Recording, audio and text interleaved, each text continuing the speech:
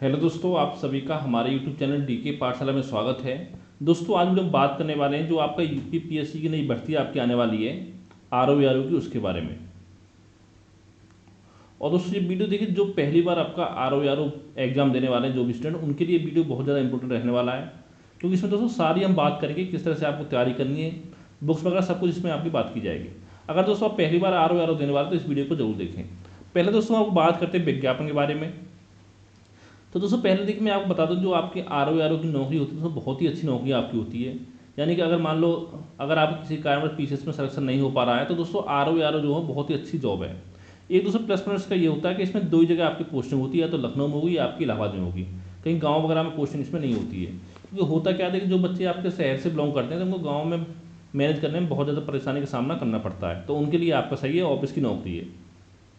और साथ दोस्तों अगर बात करें इसके विज्ञापन की, तो दोस्तों जो आपका आरओ का विज्ञापन है, ये दोस्तों पूरी संभावना है कि 15-20 जुलाई तक ये आपका विज्ञापन जो जारी कर दिया जाएगा। यानी ज़्यादा समय अब आपका विज्ञापन नहीं लगेगा।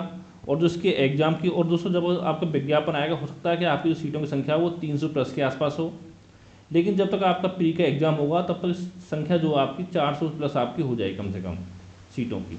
ठीक है, तो दोस्तों इतनी सीटें आपको पिछले 8-10 साल में देखने को नहीं मिली, इतनी सीट इस बार आपकी आने वाली है आरओ में। वैसे दोस्तों ये विज्ञापन आपका पिछले साल के लास्ट में आने वाला था, लेकिन कुछ आपकी इसमें जो जो आपके अर्हता के लिए कोई विवाद था, जिस कारण आपका विज्ञापन जो वो आपका नहीं आ पाया था। और हम बात करें इसके एग्जाम की, तो दोस्तों जो इसका एग्जाम होने वाला है प्री वाला, वो देखिए दोस्तों, या तो आपका अक्टूबर के लास्ट में होगा और या आपके नवंबर की स्टार्टिंग में होगा, या दोस्तों कह सकते हो जो मैक्सिमम पॉसिबिलिटी आपके एग्जाम होने की है वो दोस्तों आपका 21 अक्टूबर से लेकर के, मान चलिए कि 9-10% चांस है कि जो आपका एग्ज़ाम है वो 21 अक्टूबर से लेकर के 20 नवंबर बीच में आपका एग्ज़ाम हो जाएगा। ठीक है, यानी अगर देखा जाए दोस्तों मोटा लिख चलेंगे, हम मांग चलेंगे कि जो आपका एग्ज़ाम है 20 अक्टूबर को होने वाला है, तो आज दोस्तों आपकी होगी 5 जून। तो दोस्तों आपके पास लगभग 4.5 महीने का समय बाकी है। चलो फिर भी हम 15 दिन छोड़ देते हैं, लेकिन मोटा मोटा क्योंकि लास्ट के 10-15 दिन तो केवल आपको रिवीजन करना पड़ता है, उसमें कुछ भी आपको नया नहीं पढ़ना होता है। तो दोस्तों इसमें क्या करना है, कम से कम आपका 4 महीने तो सॉलिड आपके पास है तैयारी करने के लिए। तो हम बताएंगे किस तरह से आपको तैयारी करनी है, कि अगर आप पहली बार एग्जाम देने वाले हैं तो, और जो एग्जाम पहले से देते हैं तो उनको पता हो किस तरह से तैयारी करनी है, क्या पढ़ना है, सब कुछ उनको जानकारी होगी। अब देखिए दोस्तों, यहाँ पर सवाल तो ये आता है, जब प्री तो आपका हो गया, और दोस्तों जो आपका मेंस का एग्जाम होता है इसका, वो प्री एग्जाम के कम से कम 3 से लेकर के 3.5 महीने बाद आपका होता है। यानी कि मिनिमम 3 महीने का समय तो आपको मिलेगा। ठीक है, अब देखिए कुछ बच्चों को सवाल आता है सर कोचिंग करना जरूरी है कि नहीं। तो दोस्तों मैं आपसे बोलूँगा, देखिए कोचिंग करना कोई भी जरूरी नहीं है। देखिए हाँ, कोचिंग करना उनके लिए जरूर होता है कि जिनको नहीं पता होता कि किस तरह से तैयारी करनी है, क्या करना है। ठीक है, लेकिन अब दोस्तों इतनी आपके यूट्यूब पर इतना आपका मैटेरियल मौजूद है कि आपको सब पता चल जाएगा किस तरह से आपको तैयारी करनी है।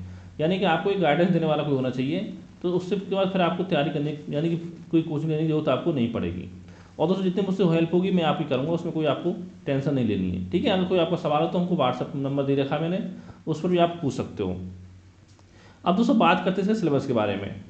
तो पहले दोस्तों मैं आपको पता होगा, मैं एक वीडियो ऑलरेडी बना चुका हूँ उसकी, जिसमें आपको पूरी सिलेबस और साथ में पूरा बुक लिस्ट वो मैंने आपको बता दिया है कि कौन सी बुक आपको पढ़नी है और क्या आपका सिलेबस रहने वाला है। तो उसकी दोस्तों लिंक जो वीडियो के लास्ट में डाल दूंगा, वहाँ से जाकर आप उसको देख सकते हो। लेकिन दोस्तों अगर मोटा मोटा देखें सिलेबस के बारे में, अगर हम बात करें प्री एग्जाम की, तो यहाँ पर दोस्तों प्री में आपके 2 पेपर होते हैं। फर्स्ट पेपर दोस्तों होता है वो होता है आपका जीएस का, जिसमें आपका 140 क्वेश्चन आपके पूछे जाते हैं 140 नंबर के।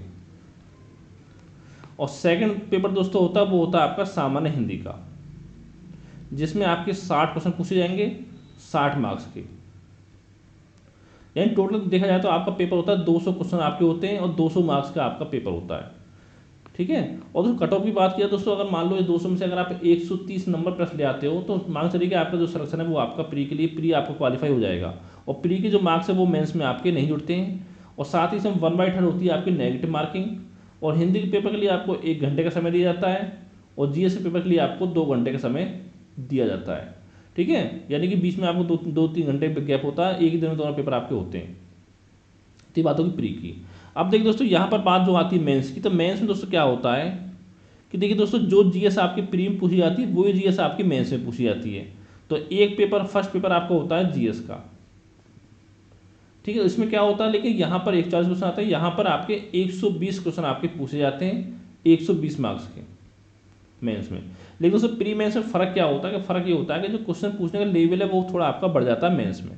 ठीक है, जैसे मान लो प्री एग्जाम हुआ, उसमें आपसे पूछ लेगा कि मतलब पूछ लेगा जैसे कोयला के उत्पादन में पहला स्थान किस राज्य का है, पहला स्थान किस देश का है। लेकिन मेंस में क्या होगा, मेंस में आपसे पूछ सकता है कि कोयला के उत्पादन में टॉप 3 राज्यों के नाम बताइए, आपको 4 ऑप्शन के क्रम से लगाएं कि कौन पहले पे, कौन दूसरे पे, कौन तीसरे पे। तो इस तरह से थोड़ा डिफिकल्टी लेवल जो आपको थोड़ा बढ़ जाता है मेंस में।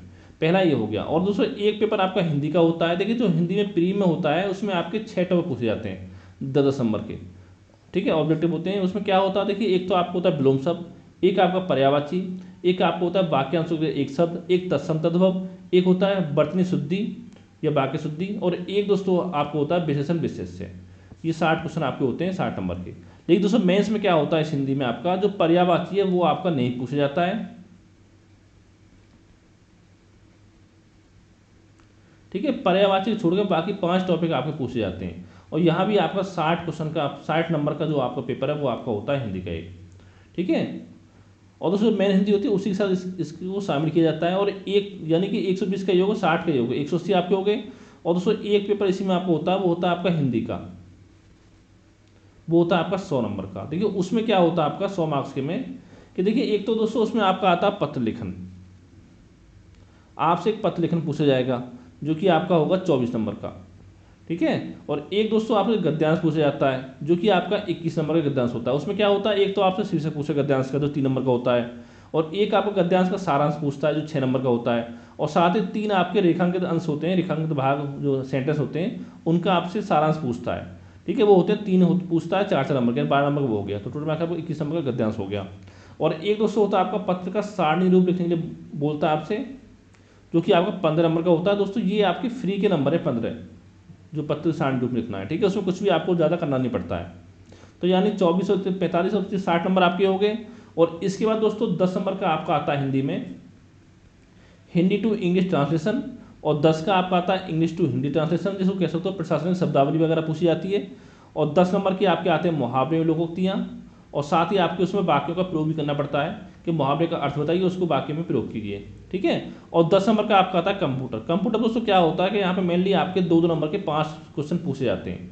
जैसे पूछ लेगा आपसे कि रैम क्या होता है, आपका हार्डवेयर क्या होता है, सॉफ्टवेयर क्या होता है, ये सब चीज़ें आपकी पूछ ली जाती हैं। ठीक है, 2-2 नंबर की। तो ये दोस्तों आपका पेपर हो जाता है 100 नंबर का। और एक पेपर आपको होता है 120 नंबर का, वो होता है आपका एस्से का यानी कि निबंध का। ठीक है, इसमें आपको 40-40 नंबर के 3 आपको निबंध लिखने पड़ते हैं, जो कि आपको 600-700 वर्ड में लिखना होता है। ठीक है, तो ये आपका ऐसे हो गया। अब दोस्तों बात करते हैं जिससे आपको तैयारी करनी, तो तैयारी किस तरह से आपको करनी चाहिए, क्योंकि अब आपको 4 महीने बचे हुए हैं। तो दोस्तों मैं देखिए आपसे बोलूँगा, देखिए आपको क्या करना है, प्री जब आप तैयारी करो, प्री तक जब तक आपका प्री का एग्जाम होता है तब तक क्या करना है आपको, एक दोस्तों प्री की तैयारी तो करनी है आपको। लेकिन जब प्री की तैयारी करोगे तो जीएस का फर्स्ट पेपर उसकी तैयारी, और जो हिंदी का पेपर है तो इसकी तैयारी आपकी मेंस की हो जाएगी, क्योंकि जीएस प्री में 41 नंबर का आता है, मेंस में कितना आता है आपको 120 नंबर का, और हिंदी 60 नंबर का। तो 180 दोस्तों नंबर की तैयारी तो आपकी ये होगी प्री के साथ। लेकिन साथ में आपको एक काम और करना है कि आपको कोशिश करनी है कि कम से कम हफ्ते में आपको एक ऐसे लिखना है, जिससे क्या होगा जो 120 नंबर है उसका भी कम से कम आपको आधी तैयारी आपकी प्री तक हो जाए ऐसे की। और फिर जो आपका 100 नंबर का हिंदी बचेगा, तो दोस्तों इसमें ज़्यादा टेंशन आपको नहीं लेनी, पत्र लेखन वगैरह तो मैं आपको करा दूंगा। ठीक है, तो गद्यांश वगैरह ये आप कर ही सकते हो, इसमें कोई बड़ी बात नहीं है। तो यहाँ पर क्या होता है, देखिए दोस्तों पत्र लेखन हो गया, हिंदी टू इंग्लिश ट्रांसलेशन, ये सब मैं ऐसे नोट्स दे दूंगा आपको। ठीक है, मुहावरे लोकोक्ति के नोट्स दे दूंगा, तो उसमें आपको टेंशन नहीं लेनी है। तो दोस्तों अगर इस 100 नंबर को तैयार करना चाहोगे तो मैक्सिमम आपको अगर 4-5 घंटे पढ़ते हो तो 1 महीने में आप इनको तैयार कर लोगे आराम से, 1 मंथ में। ठीक है, और आपका ऐसे बचेगा। और फिर क्या करना है, देखिए हिंदी आपको तैयार हो जाएगा, हिंदी की रिवाइज करना है आपको, और साथ में जीएस में क्या करना है आपको रिवीजन करना है, और साथ में करंट अफेयर आपको अलग से पढ़ना है। इतना काम करना पड़ेगा, तो आराम से बच्चे को 3-3.5 महीने में आप अपनी तैयारी कर सकते हो कि अगर आपने प्री तक आपने जीएस हिंदी तैयार कर ली और साथ में अपना ऐसे थोड़ा बहुत आपने तैयार कर लिया, तो इतना आपको तैयार करना है प्री तक। क्योंकि अगर आप पहली बार एग्जाम देने वाले हो, अगर पहले से आप एग्जाम देते आओ, मेंस में फेल हो रहे हो, कभी कुछ हो रहा है, तो आपको क्या करना है, आपको फिर आपको ऐसे कंप्लीट कर लेना है, साथ में हिंदी पढ़ सकते हो अपना। ठीक है, उसमें आपको टेंशन नहीं लेनी है।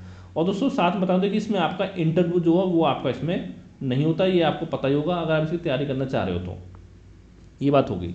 अब देखिए आपका मोटे मोटे देखा जाए 4 महीने कम से कम बचे हुए हैं। तो दोस्तों मैं देखिए आपसे बोलूँगा, जैसे कि आज आपका 5 जून है, कल से यानी कि 6 जून से लेकर के आपका 30 जून तक, यानी 25 दिन आपके पास बचे हुए हैं।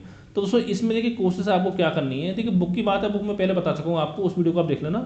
तो यहाँ पर दोस्तों सारी सब्जेक्ट के आपको लेना है घटना चक्र पूर्वावलोकन। इसमें दोस्तों क्या होता है, जैसे आपका यूपी पीसीएस हो गया, यूपीएससी हो गया, आरओ हो गया, इसमें जो भी क्वेश्चन आपके अब तक पूछे गए हैं वो सारे इसमें आपको दे रखे होते हैं। तो देखिए आपको क्या करना है, देखिए आप पढ़ाई करनी है, अगर एग्जाम निकालना है तो कम से कम दोस्तों आपको 8 घंटे की स्टडी डेली करनी पड़ेगी।